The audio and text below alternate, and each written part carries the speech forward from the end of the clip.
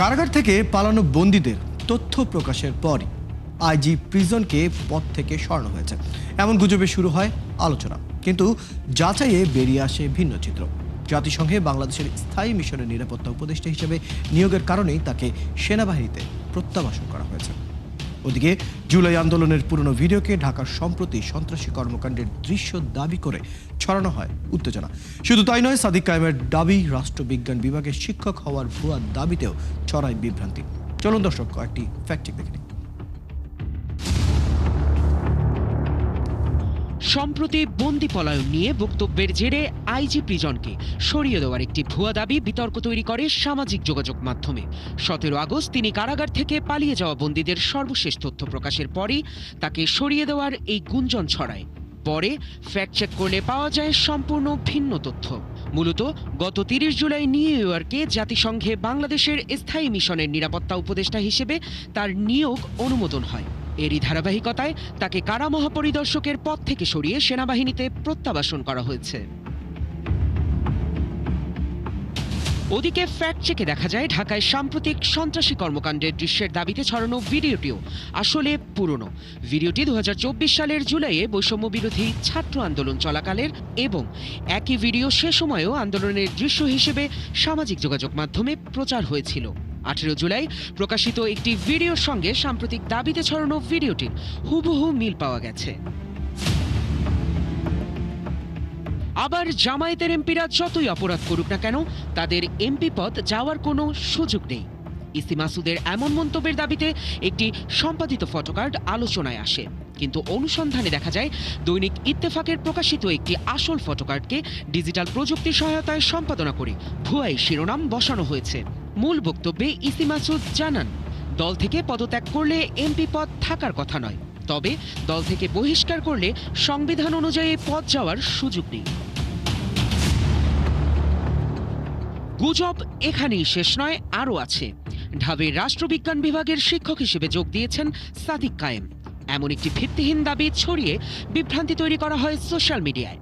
কিন্তু যাচাই দেখা যায় দাবিটি সম্পূর্ণ মিথ্যা।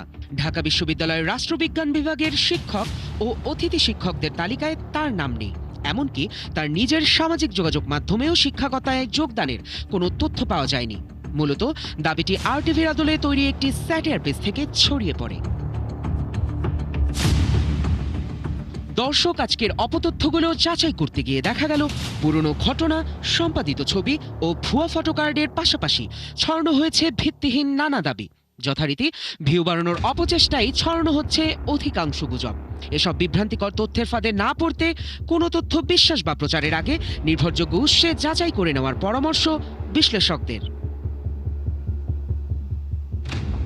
সায়ক দাস, ৭১। দর্শক, ইতিমধ্যে জানিয়েছি যুক্ত আছেন বিএনপির নেতা মমিনুল আমিন। যুক্ত হচ্ছে তার সাথে। মমিনুল আমিন, আপনাকে স্বাগত জানাচ্ছি আজকের আমাদের এই আয়োজনে। প্রথমেই যে বিষয়টি নিয়ে আলোচনাটা শুরু করতে চাই, রাজনৈতিক অপপ্রচার এবং বর্তমান প্রেক্ষাপটে আসলে সাম্প্রতিক সময়ে দেশের রাজনৈতিক পরিবর্তনকে কেন্দ্র করে সামাজিক যোগাযোগ মাধ্যমে আমরা গুজব এবং অপপ্রচারগুলো বা ফেক নিউজ অনেক দেখতে পাচ্ছি। মোটামুটি বলা যায় এক ধরনের বন্যা দেখা যায়। একজন সিনিয়র রাজনৈতিকবিদ হিসেবে, এই যে রাজনৈতিক নেতা হিসেবে এই যে পরিস্থিতি, সেটাকে আসলে আপনি কিভাবে মূল্যায়ন করেন? কেন এত গুজব এখন হচ্ছে?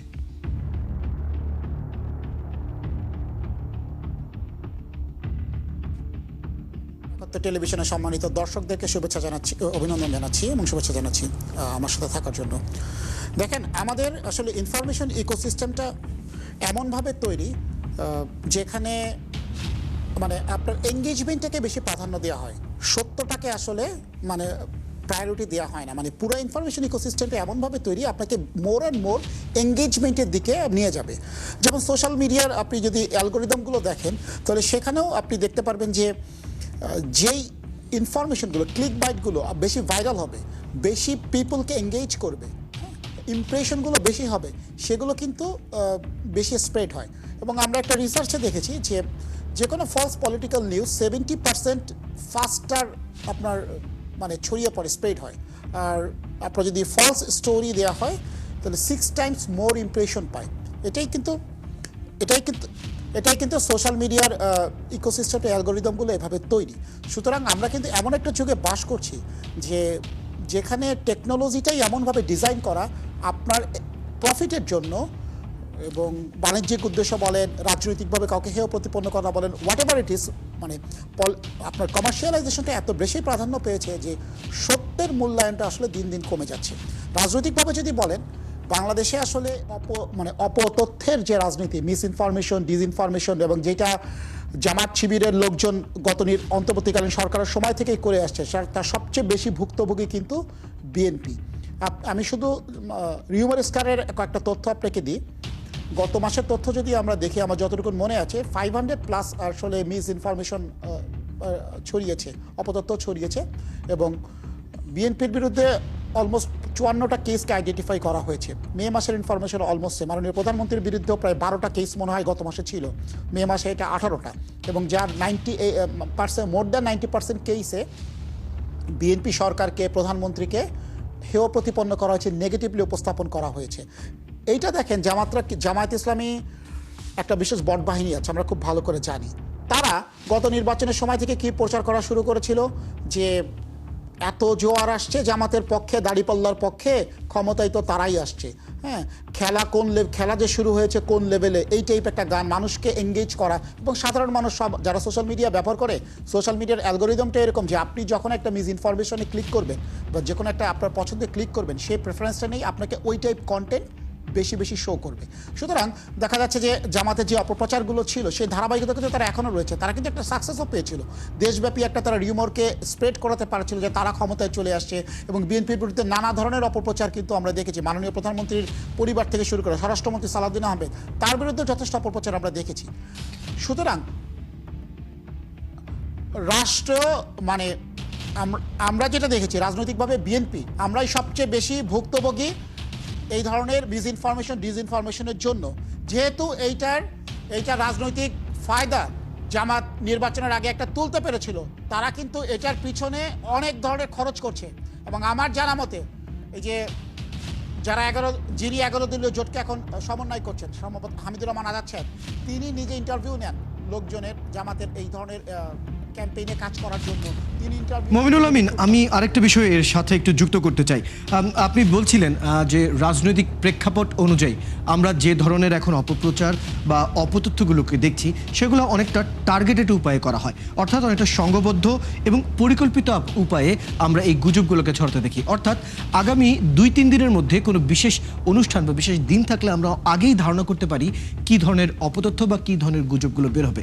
এই যে সংঘবদ্ধভাবে ডিফেক ভুয়া কার্ডগুলো ছড়ানোর যে প্রক্রিয়া, সেটাকে নিয়ে আসলে আপনি কি মনে করেন? সেটাকে কীভাবে আসলে একটু প্রতিকারের দিকে নিয়ে যাওয়া যায়? কি উপায় আসলে আছে এ নিয়ে?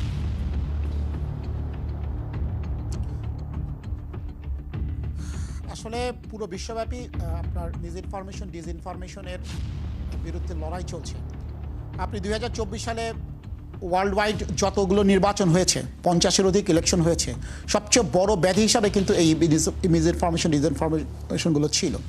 বাংলাদেশের লো ডিজিটাল লিটারেসি রেট, দেন আপনার ট্র্যাডিশনাল মিডিয়া যেটা আপনার গণমাধ্যম যেটা আসে, সেটার উপরে অনেকটা অনাস্থা। আওয়ামী ফ্যাসিবাদের আমল থেকে কিন্তু ট্র্যাডিশনাল মিডিয়ার প্রতি এক ধরনের অনাস্থা তৈরি হয়েছিল, কারণ আওয়ামী লীগ মিডিয়াগুলোকে তাদের স্বার্থে এমনভাবে ব্যবহার করেছিল যে গণমাধ্যম যে রাষ্ট্রের চতুর্থ স্তম্ভ বলা হয়, মানে গণতন্ত্রের মানে প্রহরী বলা হতো, আওয়ামী ফ্যাসিবাদের আমলে কিন্তু ব্যাপকভাবে সেটা ক্ষতিগ্রস্ত হয়েছিল। সুতরাং সাধারণ মানুষের ভিতরে গণমাধ্যম, মূলধারার গণমাধ্যমের উপর এক ধরনের কী হয়েছিল, অনাস্থার জায়গা তৈরি হয়েছিল। এটা একটা কারণ। সেকেন্ড, আপনি দেখতে পারেন পলিটিক্যাল পোলারাইজেশন। ওয়ান্স এগেন গত 17 বছরের রাজনীতিকে এমনভাবে বিভেদ করে রাখা হয়েছিল যে এই পলিটিক্যাল পোলারাইজেশনের কারণে একটা বড় মানুষের ভিতরে এই যে অপতথ্য, অপপ্রচার এবং কিছু কিছু ক্ষেত্রে ম্যাল ইনফরমেশন, যেটা ক্ষতিকর তথ্য, এইগুলো ছড়ানোর প্রবণতাটা রয়ে গিয়েছে। এবং আরেকটা হচ্ছে রিলিজিয়াস একটা কারণ রয়েছে, যে মানে ধর্মীয় যারা সংখ্যালঘু রয়েছেন বা ধর্মকে কেন্দ্র করে অনেক ধরনের অপপ্রচার হয়ে থাকে। সো আমাদের এখন যে জিনিসটা কাজ করতে হবে সেটা হচ্ছে যে আমরা যে রাজনৈতিক বিভেদের যে সংস্কৃতি, সেই সংস্কৃতি থেকে আমাদের বেরোয় আসতে হবে। মাননীয় প্রধানমন্ত্রী কিন্তু বলেছেন যে সবার আগে বাংলাদেশ। আমরা কিন্তু ঐক্যের ডাক দিয়েছি। সরকার গঠনের পর থেকেই কিন্তু তিনি সব মত এবং পথের ব্যক্তিদেরকে একত্রিত করার চেষ্টা করছেন। তিনি জনতার প্রধানমন্ত্রী হওয়ার চেষ্টা করছেন। আপনি দেখবেন শপথ নেওয়ার আগে কিন্তু তিনি জামাত ইসলামের এখন যিনি বিরোধী দলের নেতা আছেন আমির, তার বাসায় গিয়েছেন, এনসিপির প্রধানের বাসায় গিয়েছেন, ইসলামী আন্দোলনের আমিরের বাসায় গিয়েছেন। তার মানে কি তিনি একটা নতুন ধারার বার্তা দিচ্ছিলেন, পলিটিক্যাল পোলারাইজেশনটা কমিয়ে আনার চেষ্টা করছিল। দুর্ভাগ্যজনকভাবে আমাদের বিরোধী দল কিন্তু সেই পথে হাঁটে নাই। তারা কিন্তু রাজনৈতিক ফায়দা নেওয়ার এখনও চেষ্টা করছে, পলিটিক্যাল পোলারাইজেশনগুলোকে এখনও জিয়ে রাখার চেষ্টা করছে, এবং তারা টার্গেটেডভাবে বিএনপির বিরুদ্ধে এই ধরনের অপপ্রচার করছে, যেটা আমরা আমাদের মিডিয়া উইংয়ের মাধ্যমে, আমাদের রিসার্চ সেলের মাধ্যমে আমরা প্রতিনিয়ত কমব্যাট করার চেষ্টা করছি। মমিনুল আমিন, আমরা প্রধানমন্ত্রী তারেক রহমানের সাথে যে উদ্দেশ্য সেটার সাথে আমরা পুরোপুরি একমত। তার সাথে আমি একটা বিষয় আপনার সাথে একটু যুক্ত করতে চাই। এই যে সংঘবদ্ধ অপপ্রচার, সেটা আটকানোর জন্য রাজনৈতিক যে দলগুলো তাদের নিজস্ব সেল, সেই বিষয়টা কতটুকু প্রস্তুত রাখা উচিত বলে আপনি মনে করেন? কারণ প্রত্যেকটা রাজনৈতিক দল, প্রত্যেকটা রাজনৈতিক ব্যক্তিত্ব, সবাইকে নিয়েই আমরা অপপ্রচার ছড়াতে দেখছি। তাই বলে কি আপনি মনে করেন প্রত্যেকটা রাজনৈতিক দলের একটা সেল বা একটা জায়গা থাকা উচিত, যারা সেখান থেকে মানুষ জানতে পারবে কোন কথাটা সত্য, কোন কথাটা গুজব?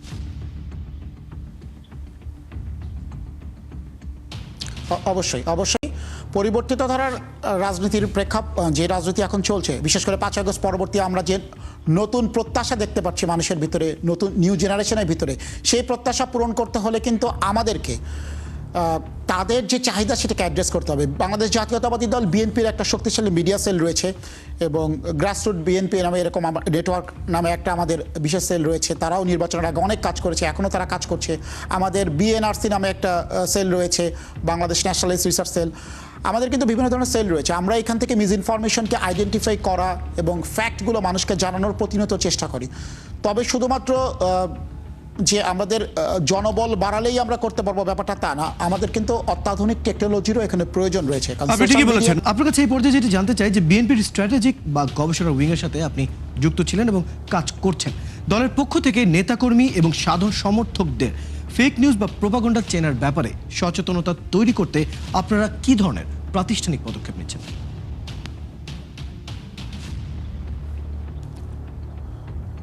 ধন্যবাদ। দেখেন, রাজনৈতিক দলগুলো তো আসলে অনেকটা সীমাবদ্ধতা নিয়ে কাজ করে। আমরা অনেক আগে থেকেই, যখন যেই টিমটা নির্বাচনের সময় কাজ করেছিল, অনেক বিশেষজ্ঞ সেখানে ছিলেন, অনেক নিবেদিত প্রাণ কর্মী ছিলেন। তারা তাদের নিজস্ব গ্রুপের মাধ্যমে, আবার ট্রেনিং সেশনের মাধ্যমে অনেক ধরনের আমাদের নেতা কর্মীদেরকে মেসেজ দেওয়া হয়েছিল যে কিভাবে ফলস ইনফরমেশন আইডেন্টিফাই করতে হবে, সোশ্যাল মিডিয়া ইউজ কিভাবে করতে হবে। এমনকি আমাদের যারা নির্বাচনের প্রার্থী ছিলেন সেই সময়ও কিন্তু এ ধরনের প্রশিক্ষণের আয়োজন করা হয়েছিল, যে সোশ্যাল মিডিয়ার যে ধরনের অপপ্রচার রয়েছে তার বিরুদ্ধে কী ধরনের জবাব দেওয়া যেতে পারে বা কীভাবে আইডেন্টিফাই করা যেতে পারে। সামনের দিনও আমাদের পরিকল্পনা রয়েছে, ইনশাআল্লাহ দলের পক্ষ থেকে ব্যবস্থা নেওয়া হবে নেতাকর্মীদেরকে আরও কীভাবে ট্রেন আপ করা যায়, তাদের কাছে কীভাবে ইনফরমেশন পৌঁছানো যায়, সে ব্যাপারে দলের যথাযথ জায়গা থেকে আমাদের উদ্যোগ নেওয়া হবে। আমরা আসলে ফেক নিউজের ব্যাপারে দেখেন, এখন একটা পিঙ্ক স্লাইম জার্নালিজম আমরা দেখছি, যে এই যে বিভিন্ন নিউজ পেপারের নামে বা টেলিভিশন চ্যানেলের নামে, বিভিন্ন আপনাদের চ্যানেলের নামেও ফটো কার্ড আসতে পারে বা সোশ্যাল মিডিয়াতে আসে। এটাও কিন্তু আমাদের এখন একটা বড় সমস্যা, এদেরকে আমাদের আইডেন্টিফাই করতে হবে।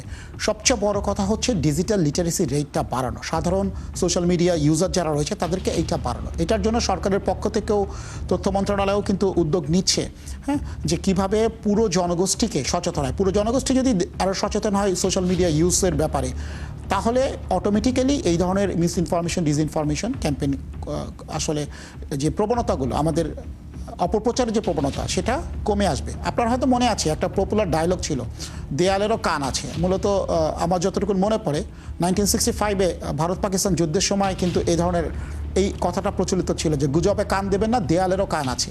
তো এটা কিন্তু অনেক আগের থেকে আমরা দেখে আসছি যে এই গুজবের বিরুদ্ধে একটা সচেতনতা তৈরির উদ্যোগ কিন্তু রাষ্ট্রীয়ভাবে বা সামাজিকভাবে ছিল। এই গুজবের সাথে সাথে আরেকটা বিষয় কিন্তু আমাদের খুব মাথায় রাখতে হবে, যে হেট স্পিচটা বা ঘৃণাত্মক যে বক্তব্যগুলো যেটা পলিটিক্যালি আসছে, রিলিজিয়াস, তাহলে মূলত আমরা তো এটা বলতেই পারি যে সাধারণ মানুষকে সচেতনতার সাথে সাথে সবচেয়ে বেশি গুরুত্ব দিতে হবে যাতে এই ধরনের অপতথ্যগুলো সবচেয়ে বেশি না ছড়ায়, যাতে করে মানুষের মানসিকতায় নেতিবাচক প্রভাব না পড়ে। ধন্যবাদ মমিনুল আমিন সময়টুকু দেওয়ার জন্য, ধন্যবাদ যুক্ত হওয়ার জন্য। দর্শক, এতক্ষণ আমাদের সাথে আলোচনায় ছিলেন বিএনপি নেতা মমিনুল আমিন। কথা বলছিলাম বেশ কিছু ফ্যাক্ট চেক এবং এর আনুষঙ্গিক বিষয়গুলো নিয়ে। দর্শক, আপনারা আছেন ফ্যাক্ট চেক নিয়ে একাত্তরের নিয়মিত আয়োজন ফেক নিউজ স্ক্যানারে। প্রতিদিন আমরা হিউমার দূর করতে হাজির হব ঠিক একই সময়ে একইভাবে। আপনারাও আমাদের সাথে যুক্ত হতে পারেন। যে কোনো খবর যদি আপনাকে সংশয় ফেলে সেটা একটি স্ক্রিনশট আমাদেরকে মেইল করতে পারেন fns.71tv@gmail.com অথবা ফেসবুকে যোগাযোগ করুন www.facebook.com/fake-news-scanner-এ। আমরা সেই তথ্যের ফ্যাক্ট চেক করে আপনাদের জানাবো। চট্টগ্রাম শিরোনাম দেখেই ক্লিক করবেন না। বিশ্বাস আর প্রতিক্রিয়া জানানোর আগে ফ্যাক্ট চেক করুন আর থাকুন ৭১ সাথে।